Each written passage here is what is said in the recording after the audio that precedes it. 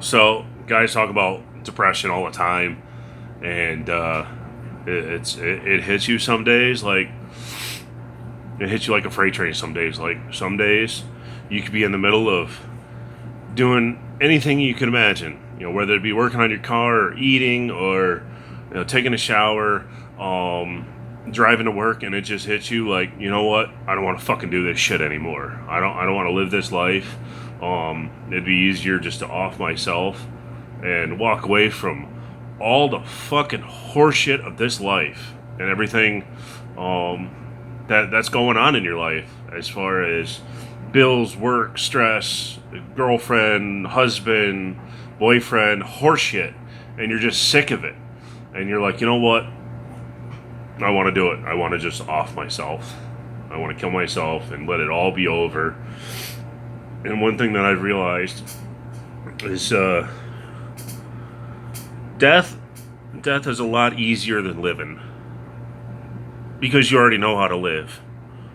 You already know how to function. So death has got to be real easy. Death has got to be like vacation, like retirement, the easiest vacation you ever met because you don't have to deal with all the other horseshit of life. But this is what depression looks like.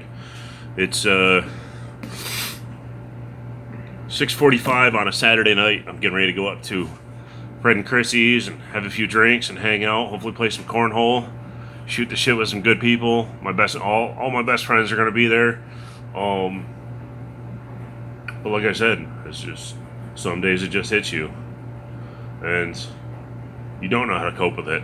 And it's not, it's nothing about being weak, about being strong. Like some people are like, no, I don't get depressed. I don't ever think about killing myself. I'm like, okay, then you've never suffered from depression. Depression is middle of the day, doing whatever you're doing, and automatically, you know what? You think about eating a fucking bullet.